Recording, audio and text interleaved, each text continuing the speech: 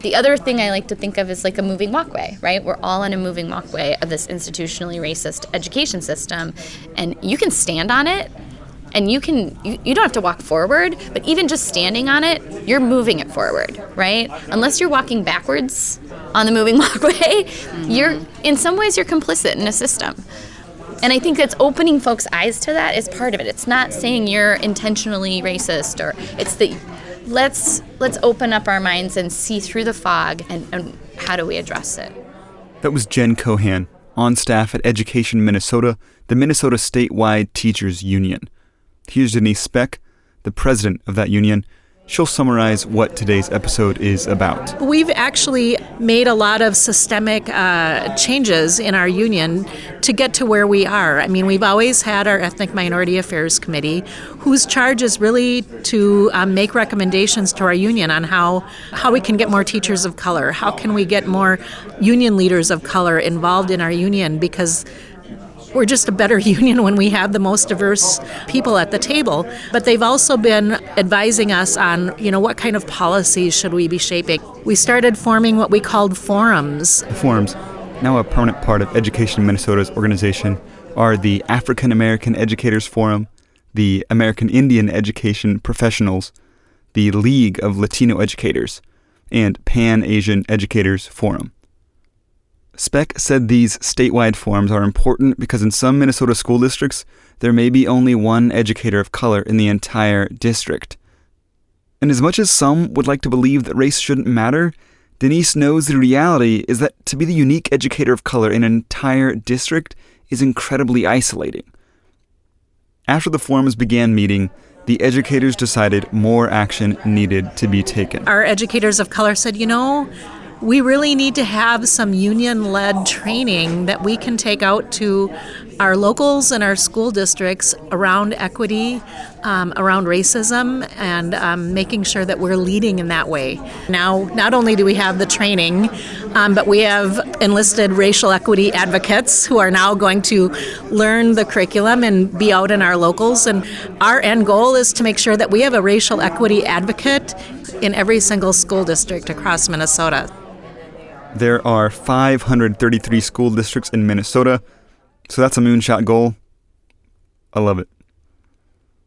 The training, it's called Facing Inequities and Racism in Education, which is easily shortened to the acronym FIRE, FIRE. You were just hearing from Denise Speck, the president of Education Minnesota, the statewide teachers union.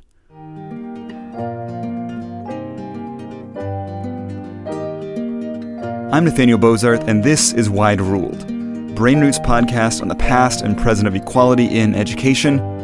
A shout out to our patrons on Patreon who help make Wide Ruled happen. You can support Wide Ruled as well by visiting patreon.com/Wide Ruled podcast and donating as little as $1 per episode. Every bit helps. This episode was made possible by the American Federation of Teachers, AFT, one of the largest national teachers unions. The opinions and viewpoints espoused by today's guests are their own. AFT had no editorial say regarding the content of this episode at any point. I sat down with 4 educators from Education Minnesota on Radio Row at AFT's annual Teach conference in Washington, D.C. I'll introduce them as they come along.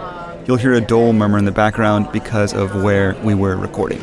Education Minnesota started an effort to build an anti-racism curriculum for our state's member teachers. And when the organization first brought teachers together, it became really clearly apparent right away that our members and our educators in our state wanted way more than just a curriculum. They wanted to build an anti-racist movement in education in Minnesota to help shift mindsets. A lot of times there are all over the place lots of different great programs and trainings and professional development for teachers, especially about things like in your classroom and working with students. But what we found was that our members really wanted tools and a framework to be able to work with other adults around shifting mindsets so that could affect change in education. So 2 of us are now staff people, 2 are member educators, and all 4 are members at one stage. This is Jen Cohan again. She's on staff at Education Minnesota. When she says all of us were members, she's referring to teachers' union membership, and she distinguishes being a member from being a staff person like herself. She's wanting to emphasize that this anti-racism program was developed by classroom teachers for classroom teachers. It wasn't something done unto teachers. The effort has been member-driven versus anyone at the top of the organization saying that there was something discrete we needed to do. We really knew it had to come from our members. So what were the mechanics of this member-driven movement? It was basically an email campaign. But before that, when Education Minnesota was birthed out of the amalgamation of the Minnesota Education Association and the Minnesota Federation of Teachers in 1998, it was written into the organization's bylaws that the Ethnic and Minority Affairs Committee would be a permanent fixture of the organization. In 2015, the committee motioned to create an Education Minnesota staff person dedicated to the work of the committee. The position would be titled Racial Equity Organizer. You'll hear from the current Racial Equity Organizer, Kimberly Colbert, in just a moment. So in that same year, around 2015, it's also about the time that the forums Denise Speck mentioned began meeting. But more needed to be done. Here's Kimberly. Out of that union and that team birthed this idea that, hey, let's send this email out and see how many members might want to work on some curriculum about anti-racism. And so then that's when people like myself and Catherine and Kim put in applications. I think, yeah, it was a while ago, and they got more applications than they could handle. It was like, whoa. I think my assumption, or what it seems like, not my assumption, but what it seemed like is they thought, maybe they'd get like a 5 or 8 people who might be like, yeah, I think so, but it was way more than that. So many people responded to the email that they had to be selective and tell some people they couldn't be on the curriculum team. It was entirely unexpected.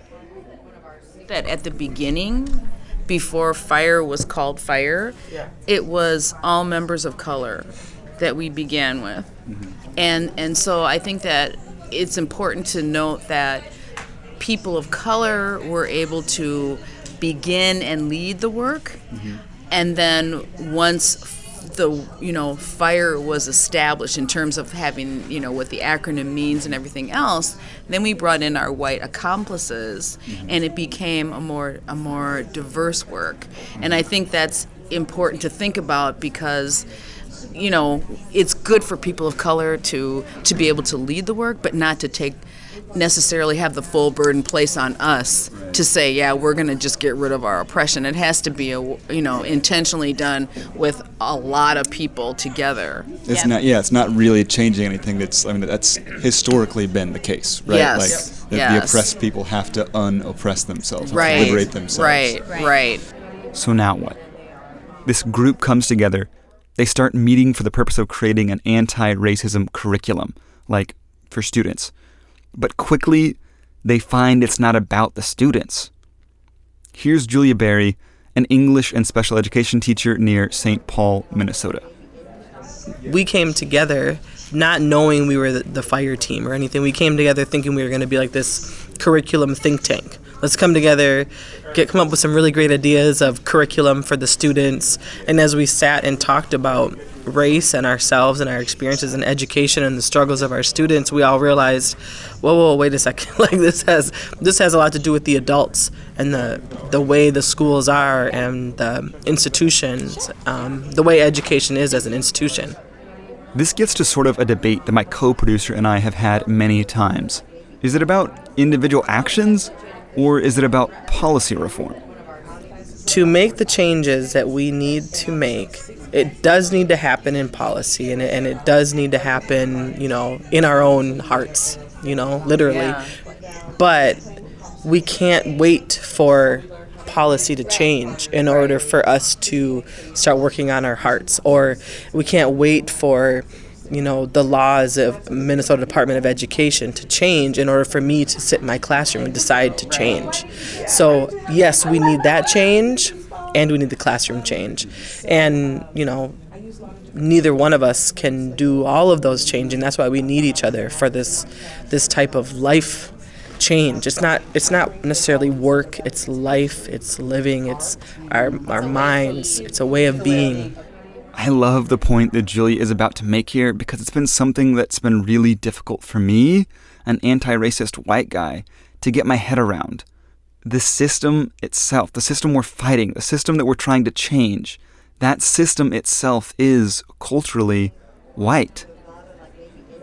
It's hard to make changes that we want to make in the ways that we have been traditionally trained to make changes. So while we want to change and we recognize we need to change, we're also trying to learn more effective ways to change, because the ways that our society in America teaches us to change don't work for us. They don't work. So, and I think that, sometimes we talk about affecting change through a white system, and Sure.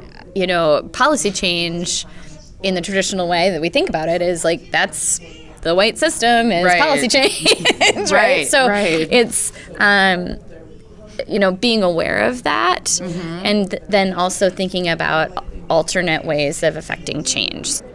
So I hope you agree, this is all great, but still, what does it look like tangibly? Here's Jen Cohan again. If you want to take it to a really basic level, I think about teachers in a building who want to do this work and want to feel like they have some efficacy. We'll say things like, well, we'd be happy to come out and let's sit down and look at your student data about special ed placement and gifted and talented placement. And very often when we look at that data, we see huge disproportionality in students of color being placed in special ed and students of color being disproportionately not placed in gifted and talented services. And so sometimes when those numbers hit you head on, you go, oh, well, I hadn't really thought about it that way. So then you say, well, how do we select students for placement? And what are the processes we go through? And then how many of those things are subjective? Right? So that if we're not looking at our own unconscious bias and our own racial bias, how many of those things are we making really big decisions about for kids' lives? And we don't have any really accountability on whether or not it's on our unconscious bias that's informing our decision making. Please take a moment to let that sink in.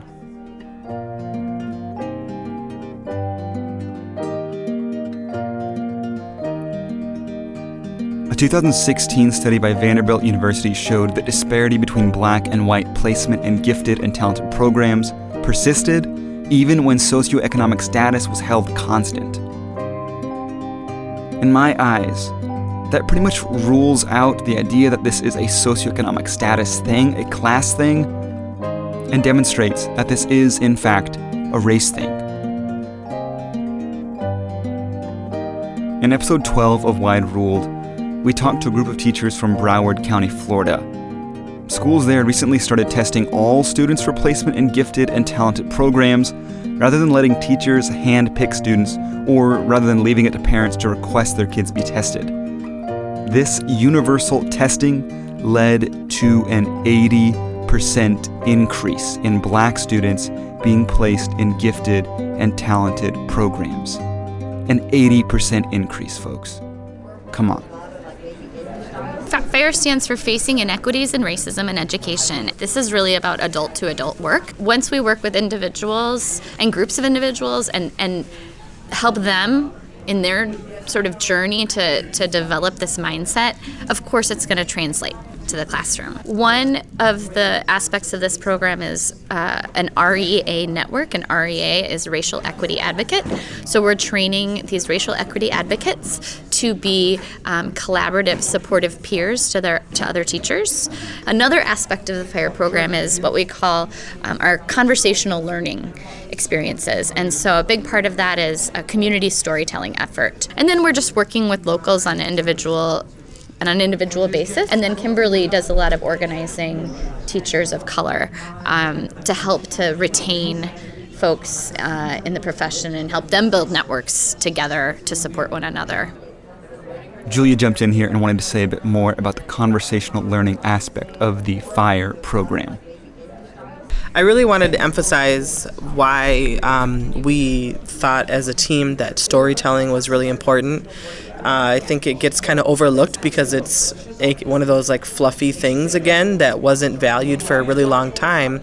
And we decided when we came together how much people needed to talk about who they were, what their identity was, what their experience with race was, how they had been treated, how they had treated others, how they feel about other people. And so as much as, there's kind of this negative feeling in our world that you're soft or that you're weak or that it's negative to be vulnerable, every time we get together it seems like one of the things that people want to do is tell their story. You need to know the person who's sitting across from you in order for you really to respect them and to love them and to make things better. When you're in your classroom, you need to know the stories of your students. You need to know your own story. If you're in there and you're totally out of touch with who you are, you're pretty much going to, hurt the people that are in there because you're kind of like walking around like a giant, in a china closet or whatever you want to say.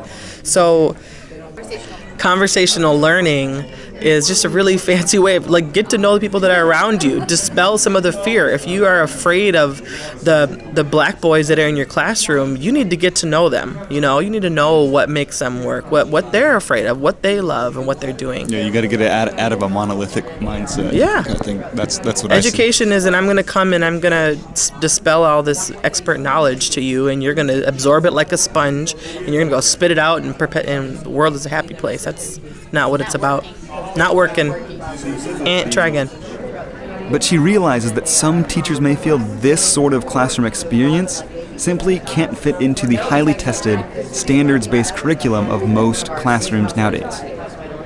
Teachers have a hard time right now feeling comfortable and confident saying, yeah, I had my students sitting in a circle today talking about, the death of somebody in their neighborhood and granting them credit for that, because I don't know if it met a MDE standard. Yeah, and I would even add that I'm a big advocate for standards, right? Standards-based instruction, standards-based assessment, and actually I think there is a myth about standards that they're about content, and really if we look at standards, they're very much about skills. And so when someone says to me, how can I give credit for kids sitting in a circle talking? And I'm like, well, let's take a look at the listening and speaking standards, because very often we don't track those kinds of standards. And we give, certainly reading and writing get a lot of attention. But even, you look at the science standards about forming conclusions based on evidence and looking, critical thinking skills. So, I really challenge that narrative that you can't do both. I mean, that's the decolonization of education, right? Where, in America, education was you learn this skill, I check off this list and that I've observed you learning this skill, you test out and show me you know the skill, and now you go practice the skill. And a lot of those kind of checks and balances need to be lost because they don't really work. And a lot of the skills that our students need to learn can't be assessed in the same way. We need to be able in our schools to be able to foster those kind of environments that teach those skills and then be able to assess it without it being a checklist and a test. And openness to that content isn't necessarily, what we have traditionally thought as content, meaning, when kids or parents or people say, right. Well, I mean, what's fluffy, right? What's fluffy about oral tradition? It really isn't. Oral tradition is a thing that happened way before we were even using books. And so when people are telling stories, well, and that's just right, and that's just it though, right? Is that when you start looking at the role of white supremacy and what's learning. Right, and how that has really shaped how everybody seems to define, right? If you look at corporate reformers, what are they focused on? They're focused on the test. Not just because they want to make Pearson some money and it's all about market-based, whatever, but because they're not, thinking outside that colonized mind about what counts. Okay, so you may be a bit lost here with this reference to colonization. This phrase, colonized mind, permeates the thinking of the FIRE leadership team.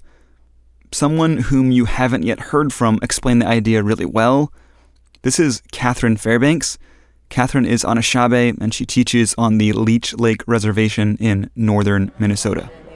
When you come to look for resources that is in someone else's homeland, and you come with an idea that you can come and just take it, because maybe you're bigger or you have more physical strength or power. That way of thinking, it's a different way of thinking of how to relate in this world. And so we talk about the colonizer and the colonized, and how when you become colonized, you may not realize how you in turn do the work of the colonizer. Here's Kimberly again. If you look at corporate reformers, what are they focused on? They're focused on the test. They're not thinking outside that colonized mind about what counts. So, of course, the test that's based in, by the way, eugenics, which is awful, of course that counts. And in a market-based economy, we can make some money off of that in many different ways. So, it's that insidious evil of... Why are we laughing? This is very serious. But it's that insidious. Get the permission to talk about this in such a frank way. I think is what we're like. Yeah. Well, nobody listens to us. Nobody wants to hear from teachers, right? But fortunately, the president of Education Minnesota does in fact want to hear from teachers. I highly admire this type of leadership. So it was kind of a grassroots, like teacher-led movement, and how are you involved in the process as far as fostering it or encouraging it, or tell me about your personal involvement. Right. I think one of the most important things that I've been able to do as president of Education Minnesota is make sure that space was provided, resources were provided, and that we just get out of the way and let our members lead. These are amazing people that are leading in far different ways than I can and ever will, so I'm supporting the work, but I'm not the face of the work. If they want me to be the face, I'm sure willing to do that, but our member leaders are the best people to be doing this work. That's great. That's really laudable to hear you say. I've talked to so many teachers yesterday and in the past several months in my own city about just what it's the terrible, just bad leadership when leaders are so headstrong they won't let their members or the teachers underneath them lead. So it's really great to hear you say that you're doing that humble leadership, that kind of servant leadership. I tell you what, I talk about their work everywhere I go, and I think that's the most fun for me, is to just not only be able to actually see the idea start from this small group discussion to now like something that's alive and moving forward, but to be able to talk about it, be their cheerleader. But I know that I also, as a leader, need to be more than just a cheerleader. I mean, I need to be walking this walk too, and I need to be advocating within my role to make sure that this is successful as well. Our equity work is union work. And it's important for me to be a strong advocate, a strong ally, but also walking the walk. For the professional development, I mean, that's why I'm here today in Washington, D.C., is because we believe in sharing, we believe in using our power and making sure that the underrepresented, are getting what they need. And it's our responsibility to do this work and to share it and to make sure that everybody is getting what they need. Every time I edit these episodes together for Wide Rule, there's so much content that I think would be beneficial for you, teachers and education advocates, to hear. And I feel so privileged to get to meet and talk to these amazing people, and I want to share that experience with you. If you'd like to hear the entire unedited conversation so you can hear all the little bits and pieces of our conversation, let me know by reaching out to contact@brainroot.tv. The work of creating racial equity absolutely must be personal. Our society as a whole needs to change, and the only way it will sustainably, permanently change is through individual heart change and resultant action. Every word, every microaggression, every subtle unexamined decision just keeps the moving walkway advancing toward greater inequity. We will not create systemic change unless we first change ourselves. Quote Gandhi, quote Michael Jackson's Man in the Mirror, it's all true.